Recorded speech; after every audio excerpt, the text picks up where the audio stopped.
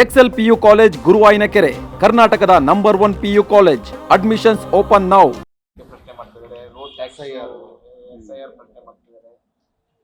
ಒಂದು ಪ್ರಶ್ನೆ ಮಾಡೋ ವೇದಿಕೆ ಸರ್. ಇತ್ತೀಚೆಗೆ ಒಂದು ಸೋಷಿಯಲ್ ಮೀಡಿಯಾದಲ್ಲಿ ಒಂದು ಟ್ರೆಂಡ್ ಶುರುವಾಗಿದೆ, ಕಾಕ್ರೋಚ್ ಜನತಾ ಪಾರ್ಟಿ ಅಂತ. ಮೊದಲಿಗೆ ಯೂಜು ಅದಕ್ಕೆ ಬೆಂಬಲ ವ್ಯಕ್ತ ಆಗ್ತಿದೆ. ಒಂದ್ ಕಡೆ 1,80,00,000 ಜನರು ಅದನ್ನ ಬೆಂಬಲಿಸಿದ್ದಾರೆ, ಫಾಲೋ ಮಾಡ್ತಾ ಇದ್ದಾರೆ. ಅಂದ್ರೆ ಯೂತ್ ಎಲ್ಲೋ ಒಂದ್ ಕಡೆ ಇದನ್ನೆಲ್ಲ ಬೆಂಬಲಿಸ್ತಾ ಇದ್ದಾರೆ ಅಂದ್ರೆ ಒಂದು ವ್ಯವಸ್ಥೆ ವಿರುದ್ಧ ಆಕ್ರೋಶ ಮಡುಗಟ್ಟಿದೆ ನೋಡಿ. ಇದು ನಾನು ಗಮನಿಸಿದ್ದೀನಿ, ನನ್ನ ಗಮನಕ್ಕೂ ಕೂಡ ಬಂದಿದೆ. ಆಮೇಲೆ ಕೆಲವು ಪತ್ರಕರ್ತರು, ಎಲ್ಲ ಮಿತ್ರರು ಕೂಡ ಇದ್ರ ಬಗ್ಗೆ ನನಗೆ ಗಮನಕ್ಕೆ ತಂದಿದ್ದು. ಈಗ ನೋಡಿ, ಅಭಿಜಿತ್ ಅನ್ನೋರು ಏನು ಈ ಒಂದು ಅಭಿಯಾನವನ್ನು ಶುರು ಮಾಡಿದ್ದಾರೆ, ಏನಂದ್ರೆ ಕಾಕ್ರೋಚ್ ಜನತಾ ಪಾರ್ಟಿ ಅಂತೇನೋ ಅವರ ಆಕ್ರೋಶ ಇದೆಯಲ್ಲ, ಇದು ಬಹಳ ವರ್ಷಗಳಿಂದ ಇಲ್ಲಿ ನಮ್ಮ ದೇಶದಲ್ಲಿ ಯುವಕರ ಸಮಸ್ಯೆ ಮತ್ತು ದೇಶದಲ್ಲಿರ್ತಕ್ಕಂಥ ಸಮಸ್ಯೆಗಳನ್ನು ಕೇಂದ್ರ ಸರ್ಕಾರ ಸ್ಪಂದಿಸದೇ ಇರೋ ಒಂದು ಹಿನ್ನೆಲೆಯಲ್ಲಿ ಈ ರೀತಿ ಕೆಲವೇ ದಿನಗಳಲ್ಲಿ ಅಂದ್ರೆ ನನಗನ್ಸಿದ ಮಟ್ಟಿಗೆ ಒಂದು ವಾರ ಆಯ್ತಿದೆ ಅಷ್ಟೇ. ಒಂದು ವಾರದಲ್ಲಿ 1 ಕೋಟಿಯಷ್ಟು ಯುವಕರು ಇದನ್ನ ಜಾಯಿನ್ ಮಾಡಿದ್ದಾರೆ. ಅವ್ರು ಹೇಳಿರ್ತಕ್ಕಂಥದ್ದಕ್ಕೆ ಈಗ 1 ಕೋಟಿಗಿಂತ ಸುಮಾರು 2 ಕೋಟಿ ಫಾಲೋವರ್ಸ್ ಆಗಿದ್ದಾರೆ ಅಂತಂದ್ರೆ ಈ ದೇಶದಲ್ಲಿ ಯುವಕರ ಆಕ್ರೋಶ ಇವತ್ತು ಬಹಳ ಸ್ಪಷ್ಟವಾಗಿ ಎದ್ದು ಕಾಣ್ತಾ ಇದೆ. ಮತ್ತೆ ದೇಶದಲ್ಲಿರ್ತಕ್ಕಂಥ ನಿರುದ್ಯೋಗ, ದೇಶದಲ್ಲಿರ್ತಕ್ಕಂಥ ಈ ನೀಟಲ್ಲಿ ಆಗಿರ್ತಕ್ಕಂಥ ಏನು ಪತ್ರಿಕೆ ಸೋರಿಕೆ, ಮತ್ತು ದೇಶದಲ್ಲಿ ಯುವಕರು ಬಹಳ ದೊಡ್ಡ ಪ್ರಮಾಣದಲ್ಲಿ ನಿರುದ್ಯೋಗವನ್ನ ಎದುರಿಸ್ತಾ ಇದ್ದಾರೆ. ಆದ್ರೆ ಕೇಂದ್ರ ಸರ್ಕಾರ ಇದನ್ನ ಈ ಸಮಸ್ಯೆನೇ ಇಲ್ಲ ಅಂತಕ್ಕಂಥ ರೀತಿಯಲ್ಲಿ ಇದನ್ನ ಸೈಡ್ ಸ್ಟೆಪ್ ಮಾಡ್ತಾ ಇದೆ, ಇದಕ್ಕೆ ಅಡ್ರೆಸ್ ಮಾಡ್ತಾ ಇಲ್ಲ ಅಂತಕ್ಕಂಥ ಆಕ್ರೋಶ ಇವತ್ತು ಈ ದೇಶದ ಯುವಕರಲ್ಲಿ ಬಹಳ ಸ್ಪಷ್ಟವಾಗಿ ಕಾಣ್ತಾ ಇದೆ.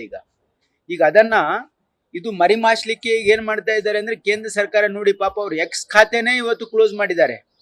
ಅಂದ್ರೆ ಕೇಂದ್ರ ಸರ್ಕಾರ ಈ ಕಾಕ್ರೋಚ್ ಜನತಾ ಪಾರ್ಟಿಯ ಏನು ಜನಪ್ರಿಯತೆ ಇದೆಯಲ್ಲ, ಅಂದ್ರೆ ಯುವಕರ ಆಕ್ರೋಶ ಇದೆಯಲ್ಲ, ಅದಕ್ಕೆ ಹತ್ತಿಕ್ಕತಕ್ಕಂಥ ಪ್ರಯತ್ನ ಮಾಡ್ತಾ ಇದೆ. ಇದು ಬಹಳ ಸ್ಪಷ್ಟವಾಗಿ ಮೋದಿ ಸರ್ಕಾರದ ವಿರುದ್ಧ ಇವತ್ತು ಈ ದೇಶದ ಯುವಕರ ಒಂದು ಆಕ್ರೋಶ ಇದೆ ಅಂತಕ್ಕಂಥದ್ದು ನನ್ನ ಭಾವನೆ. ನೋಡಿ, ಅವರು ಪಕ್ಷ ಏನ್ ಕಟ್ಟಿಲ್ಲ ಇನ್ನು. ಅವರು ಈ ದೇಶದಲ್ಲಿ ಇವತ್ತು ಯುವಕರ ಸಮಸ್ಯೆ, ಸಾರ್ವಜನಿಕರ ಸಮಸ್ಯೆಯನ್ನ ಅವರು ಪ್ರತಿಪಾದನೆ ಮಾಡ್ತಾ ಇದ್ದಾರೆ. ಮತ್ತು ಅವರು ಹೇಳಿರ್ತಕ್ಕಂಥ ಬಹಳಷ್ಟು ಸಮಸ್ಯೆಗಳು ಬಹಳ ಸ್ಪಷ್ಟವಾಗಿ ಅದು ಸಾರ್ವಜನಿಕ ಹಿತಾಸಕ್ತಿಯಿಂದ ಇರೋದ್ರಿಂದ ಅವರು ಹೇಳಿರ್ತಕ್ಕಂಥದ್ದು ನಿಜ ಇದೆ. ಇದನ್ನೇ ನಾವು ಇಷ್ಟು ವರ್ಷಗಳಿಂದ ಹೇಳ್ತಾ ಇದ್ದೀವಿ, ಜನ ಅದಕ್ಕೆ ಅಷ್ಟೊಂದು ಬೆಂಬಲ ಸಿಕ್ಕಿರ್ಲಿಲ್ಲ. ಆದ್ರೆ ಒಬ್ಬ ಯುವಕ, ಯಾವುದೇ ಪಕ್ಷದ ಒಂದು ಹಿನ್ನೆಲೆ ಇಲ್ಲದೆ ಇರ್ತಕ್ಕಂಥ ಒಬ್ಬ ಯುವಕ ಇವತ್ತು ಈ ರೀತಿ ಆಕ್ರೋಶವನ್ನ ವ್ಯಕ್ತಪಡಿಸಿದಾಗ ಇಡೀ ದೇಶದ ಯುವಕರು ಅವ್ರ ಬೆಂಬಲಕ್ಕೆ ನಿಂತಿದ್ದಾರೆ ಅಂತಂದ್ರೆ ಇದು ಖಂಡಿತವಾಗಿ ಬಹಳ ಒಂದು ಒಳ್ಳೆ ಬೆಳವಣಿಗೆ ಅಂತಕ್ಕಂಥದ್ದು ನನ್ನ ಭಾವನೆ. ಯಾಕಂದ್ರೆ ಈ ದೇಶದಲ್ಲಿ ಪ್ರಜಾಪ್ರಭುತ್ವದಲ್ಲಿ ಇವತ್ತು ವಾಕ್ ಸ್ವಾತಂತ್ರ್ಯ ಬಹಳ ಮುಖ್ಯ. ಸರ್ಕಾರಗಳದು ನಮ್ಮ ಸರ್ಕಾರ ಇರಲಿ, ಯಾವುದೇ ಸರ್ಕಾರ ಇರಲಿ, ನಾವು ತಪ್ಪು ಮಾಡಿದ್ರೆ ಅದನ್ನ ಎತ್ತಿ ತೋರಿಸ್ತಕ್ಕಂಥ ಎದೆಗಾರಿಕೆ ಇವತ್ತು ಯುವಕರಲ್ಲಿ ಇರಬೇಕು. This is what is real democracy.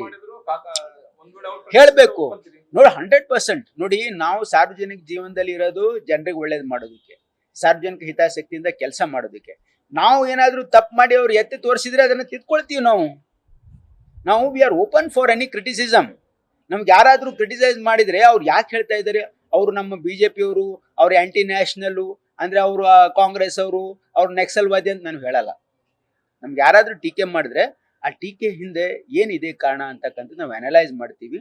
ಅಲ್ಲ ನಮ್ಮಿಂದ ಏನಾದ್ರು ತಪ್ಪಾದ್ರೆ ಅದನ್ನ ಸರಿಪಡಿಸ್ಕೊಳ್ತೀವಿ. ಆದ್ರೆ BJP ಅವರು ಈ ರೀತಿ ಮಾಡ್ತಾರ? ಯಾರಾದ್ರೂ ಅವ್ರಿಗೆ ಟೀಕೆ ಮಾಡಿದ್ರೆ ಅವನು ಆಂಟಿ ನ್ಯಾಷನಲ್, ಅವನು ನಕ್ಸಲೈಟು, ಅವನು ದೇಶದ್ರೋಹಿ, ಅವನ ಈ ರೀತಿ ಏನು ಮನೋಭಾವ ಇದೆಯಲ್ಲ, this is not good for democracy. ನಾವು ಪ್ರಜಾಪ್ರಭುತ್ವದಲ್ಲಿ ಇವತ್ತು ಜನರ ಸಮಸ್ಯೆ ಪ್ರತಿಪಾದನೆ ಮಾಡಿರ್ತಕ್ಕಂಥದ್ದನ್ನ ನಮ್ಮ ಗಮನಕ್ಕೆ ತಂದೆ ನಾವು ಧನ್ಯವಾದ ಹೇಳ್ಬೇಕು ಅವ್ರಿಗೆ. We should thank him. ನೋಡಿ, he has brought the main issues of the national issues ಏನಿದೆಯಲ್ಲ, he has brought it on the mainstream.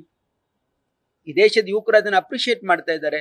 ಅವ್ರ ಜೊತೆಗೆ ಇದೀವಿ ಅಂತಕ್ಕಂಥ ಬೆಂಬಲ ವ್ಯಕ್ತಪಡಿಸಿದ್ರೆ ಅದನ್ನ ಹತ್ತಿಕ್ಕತಕ್ಕಂಥ ಕೆಲಸ ಏನಿದೆಯಲ್ಲ, ಇದು ಕೇಂದ್ರ ಸರ್ಕಾರದ ಇದು ಪ್ರಜಾಪ್ರಭುತ್ವ ವಿರೋಧಿ ನೀತಿ. ಇದನ್ನ ಡಾಕ್ಟರ್ ಬಾಬಾ ಸಾಹೇಬ್ ಅಂಬೇಡ್ಕರ್ ಅವರು ನಮಗೆ ವಾಕ್ ಸ್ವಾತಂತ್ರ್ಯ ಕೊಟ್ಟಿದ್ದಾರೆ. ಅದನ್ನ ಹತ್ತಿಕ್ಕತಕ್ಕಂಥ ಕೆಲಸ ಇವತ್ತು ಕೇಂದ್ರ BJP ಸರ್ಕಾರ ಏನು ಮಾಡ್ತಾ ಇದೆ ಅದನ್ನ ಖಂಡಿಸ್ತೀನಿ. ಇವತ್ತು ಅವರು ಏನು ಇವತ್ತು ಕಾಕ್ರೋಚ್ ಜನತಾ ಪಾರ್ಟಿ ಏನು ಹೇಳ್ತಾ ಇದ್ದಾರೆ, ಇವತ್ತು ನಮ್ಮ ರಾಜ್ಯದಲ್ಲಿ ಏನಾದರೂ ಅವರು ಪಾಯಿಂಟ್ ಔಟ್ ಮಾಡಿದ್ರೆ ಅದನ್ನ ತಿದ್ಕೊಳ್ತಕ್ಕಂಥ ಪ್ರಯತ್ನ ಮಾಡ್ತೀವಿ ವಿನಃ ಅವ್ರಿಗೆ ನಾವು ಟೀಕೆ ಮಾಡ್ತಕ್ಕಂಥದ್ದು ಹೋಗಲ್ಲ. ಯಾರೇ ಇರಲಿ ಸಾರ್ವಜನಿಕ ಹಿತಾಸಕ್ತಿ ವಿಷಯನ ಪ್ರತಿಪಾದನೆ ಮಾಡಿದಾಗ ಅದನ್ನು ನಾವು ಸರಿಪಡಿಸ್ಕೊಳ್ತಕ್ಕಂಥದ್ದು ನಮ್ಮ ಕರ್ತವ್ಯ ಅಂತ ನನ್ನ ಭಾವನೆ ಇದೆ. This my personal opinion. News first ನಿರ್ಭೀತಿಯಿಂದ ನಿಮ್ಮ ಪರವಾಗಿ.